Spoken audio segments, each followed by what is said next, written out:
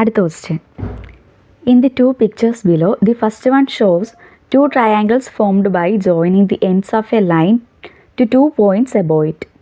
The second one shows the quadrilateral formed by joining the midpoints of the left and right sides of these triangles.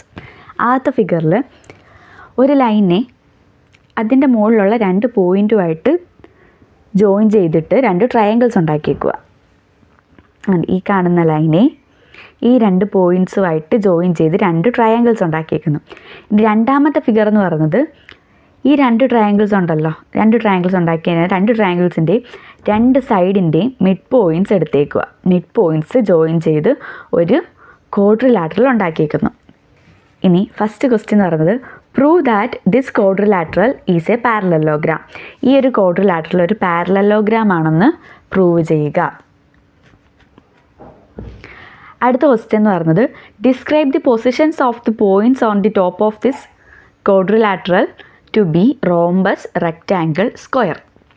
ഇനി ഈ 2 points ഉണ്ടല്ലോ, ഈ 2 പോയിൻറ്റ്സിൻ്റെ position നമ്മൾ പറയണം. എങ്ങനെയാ ഇതിൻ്റെ പൊസിഷൻ എന്ന് വെച്ചാൽ ഈ ഒരു ക്വാഡ്രിലാറ്ററൽ റോംബസ് ആവണമെങ്കിൽ ഈ 2 പോയിൻറ്റ്സിൻ്റെ പൊസിഷൻ എന്തായിരിക്കണം, റെക്റ്റാങ്കിൾ ആവണമെങ്കിൽ ഇതിൻ്റെ പൊസിഷൻ എന്തായിരിക്കണം, സ്ക്വയർ ആവണമെങ്കിൽ ഇതിൻ്റെ പൊസിഷൻ എന്തായിരിക്കണം. ഇനി അടുത്ത ക്വസ്റ്റ്യൻ എന്ന് പറയുന്നത് ഈ 2 പോയിൻറ്റ്സ് ഒരെണ്ണം മുകളിലും ഒരെണ്ണം ബിലോ ദി ലൈൻ, ഈ ലൈനാണ് ഉദ്ദേശിച്ചേക്കുന്നത്, ഒരെണ്ണം ഈ ലൈനിൻ്റെ മുകളിലും ഒരെണ്ണം ഈ ലൈനിൻ്റെ താഴെയുമാണെങ്കിൽ നമുക്കിതൊക്കെ കിട്ടുമെന്ന് വെച്ചാൽ ഈ റോംബസ്, റെക്റ്റാങ്കിൾ, സ്ക്വയറും ഒക്കെ കിട്ടുമെന്ന് ചോദിച്ചേക്കുന്നത്. അന്നേരം ചെയ്യാം, പ്രോബ്ലം ചെയ്യാം. ഫസ്റ്റ് ക്വസ്റ്റ്യൻ ചെയ്യാം. നമുക്ക് ഈ ക്വാഡ്രിലാറ്ററൽ ഒരു പാരലലോഗ്രാം ആണെന്ന് പ്രൂവ് ചെയ്യണം. ട്രയാങ്കിൾ ABD കൺസിഡർ ചെയ്യുമ്പം എച്ച് എന്ന് പറയുന്നത് ഈ ADയുടെ മിഡ് പോയിൻറ്റും ജി എന്ന് പറയുന്നത് DBയുടെ മിഡ് പോയിൻറ്റുമാണ്. അങ്ങനെയാണെങ്കിൽ HG എന്തായിരിക്കും, ABക്ക് പാരലലും ആയിരിക്കും, ABയുടെ ഹാഫും ആയിരിക്കും.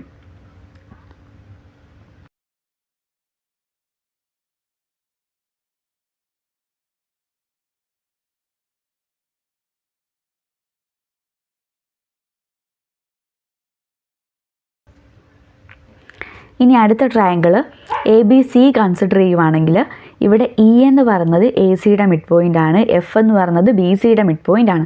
അങ്ങനെയാണെങ്കിൽ EF എന്ന് പറയുന്ന ലൈൻ ABക്ക് പാരലലായിരിക്കും, അതുപോലെ ABയുടെ ഹാഫും ആയിരിക്കും. നമ്മൾ നേരത്തെ പറഞ്ഞ തിയറം തന്നെ പറയുന്നത് ഒരു ട്രയാങ്കിളിൻ്റെ 2 സൈഡിൻ്റെ മിഡ് പോയിൻറ്റിനെ കണക്ട് ചെയ്ത് വരയ്ക്കുന്ന ലൈൻ മൂന്നാമത്തെ സൈഡിൻ്റെ പാരലലും ആയിരിക്കും, മൂന്നാമത്തെ സൈഡിൻ്റെ ഹാഫും ആയിരിക്കും.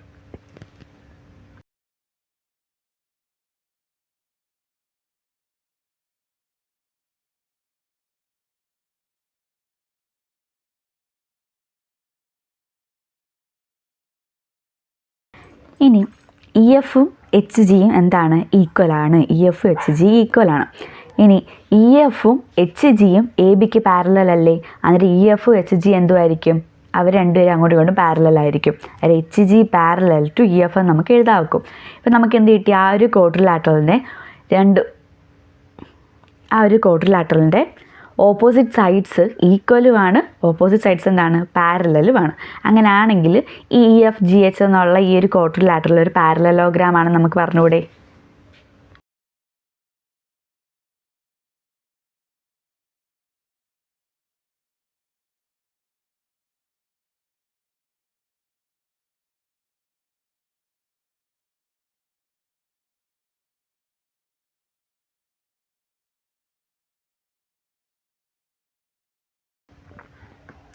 ഇനി അടുത്ത ക്വസ്റ്റ്യൻ നോക്കാം. അടുത്ത ക്വസ്റ്റ്യൻ എന്തുവാ, describe the positions of the points. ഈ 2 പോയിൻറ്റ്സിൻ്റെ പൊസിഷൻ എന്താവാൻ, ഈ ഒരു ക്വാഡ്രിലാറ്ററൽ റോംബസ് ആവണമെങ്കിൽ ഈ 2 പോയിൻറ്റ്സിൻ്റെ പൊസിഷൻ എന്തായിരിക്കും എന്നാണ് ചോദിച്ചേക്കുന്നത്. ഇവിടെ ആ സെയിം ഫിഗർ നമ്മൾ എടുത്തിട്ടുണ്ട്. അതിനകത്ത് എന്ത് ചെയ്തിട്ടുണ്ട്, സിയും ഡിയുടെ കണക്ട് ചെയ്തൊരു ലൈൻ നീട്ടി വരച്ചിട്ടുണ്ട്. അതിവിടെ ABയിൽ മീറ്റ് ചെയ്യുന്ന പോയിൻറ്റ് J. ഈ ഒരു വ്യത്യാസം ഈ ഒരു ഫിഗറിൽ വന്നിട്ടുള്ളൂ. ബാക്കിയെല്ലാം പഴയ പോലെ തന്നെ Hും Gയും Eയും Fും ഒക്കെ ആ സൈഡ്സിൻ്റെ മിഡ് പോയിൻറ്റ്സ് തന്നെ. ഇവിടെ നമ്മളൊരു കാര്യം എടുക്കുകയാണ്, ABയും CDയും ഈക്വലാന്ന് നമ്മൾ എടുക്കുക. Let AB equal to CD.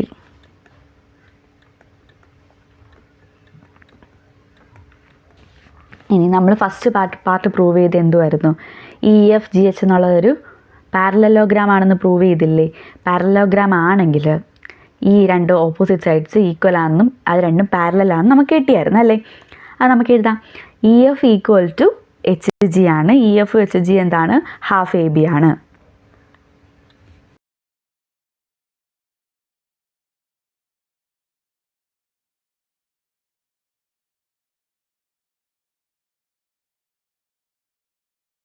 ഇനി നമുക്ക് എന്ത് കിട്ടണം?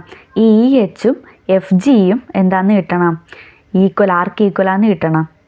ഹാഫ് എ ബിക്ക് ഈക്വലാന്ന് കിട്ടണം. എന്നാൽ 4 സൈഡ് ഈക്വൽ ആയിട്ടുള്ള പാരലലോഗ്രാം അല്ലേ റോംബസ്. ഇപ്പോൾ പാരലലോഗ്രാം ആണ്. നമ്മൾ ആദ്യത്തെ കേസിൽ എന്ത് പ്രൂവ് ചെയ്തു? ഇ എഫ് ജി എച്ച് എന്നുള്ളൊരു പാരലലോഗ്രാം ആണെന്ന് പ്രൂവ് ചെയ്തു. ഇനി ഈ 4 സൈഡ് ഈക്വൽ ആണെന്ന് പ്രൂവ് ചെയ്താൽ എന്താണെന്ന് കിട്ടും? ഇതൊരു റോംബസ് ആണെന്ന് നമുക്ക് കിട്ടും. ഇനി ഞാൻ 2 ട്രയാങ്കിൾസ് കൺസിഡർ ചെയ്യാൻ പോകും. ആദ്യത്തെ ട്രയാങ്കിൾ എ ഡി സി. ആദ്യത്തെ ട്രയാങ്കിൾ എ ഡി സി ഞാൻ കൺസിഡർ ചെയ്യുമ്പം ഈ ഇ എച്ച് എന്ന് പറയുന്നത് എന്തായിരിക്കും? സി ഡിക്ക് പാരലലായിരിക്കും, സി ഡിയുടെ ഹാഫ് ആയിരിക്കും. അതുപോലെ ഞാൻ ബി സി ഡി എന്നുള്ള ട്രയാങ്കിൾ കൺസിഡർ ചെയ്യുമ്പം എഫ് ജി എന്നുള്ള ലൈൻ സി ഡിക്ക് പാരലലായിരിക്കും, സി ഡിയുടെ ഹാഫും ആയിരിക്കും. മനസ്സിലായോ? നമ്മൾ നേരത്തെ പറഞ്ഞില്ലേ ട്രയാങ്കിളിൻ്റെ 2 സൈഡിൻ്റെ മിഡ് പോയിൻറ്റ് കണക്ട് ചെയ്യുന്ന ലൈൻ 3ാമത്തെ സൈഡിന് പാരലലും ആയിരിക്കും, 3ാമത്തെ സൈഡിൻ്റെ ഹാഫും ആയിരിക്കും എന്ന് പഠിച്ചില്ലേ? അതേ കാര്യം ഇവിടെ അപ്ലൈ ചെയ്യാൻ പോകും. 2 ട്രയാങ്കിൾസ് എടുക്കാൻ പോകും. ഏതൊക്കെയാണ്? എ ഡി സിയും ബി ഡി സിയും.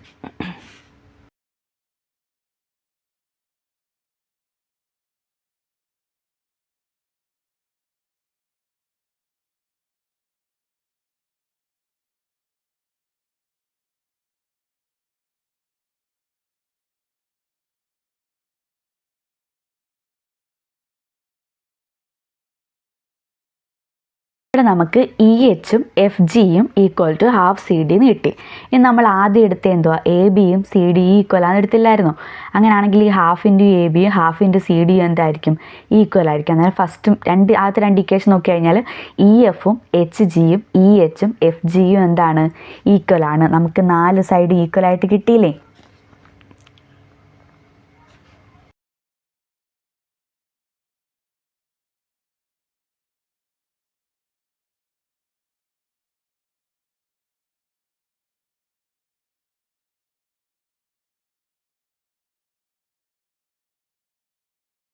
നമുക്ക് ആ ഒരു ക്വാഡ്രിലാറ്ററൽ റോംബസ് ആവണമെങ്കിൽ എന്ത് ചെയ്യണം?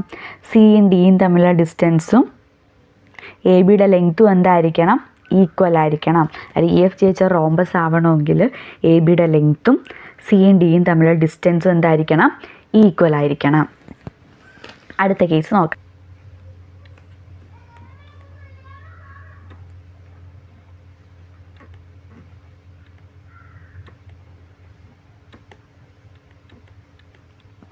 നമുക്ക് ആദ്യത്തെ ക്വസ്റ്റിനെ എങ്ങനെ കൺക്ലൂഡ് ചെയ്യാം? Hence to get a rhombus the distance between the points should be same as the length of A B. ഇനി അടുത്ത ക്വസ്റ്റിനിലോട്ട് പോവാം. ഇനി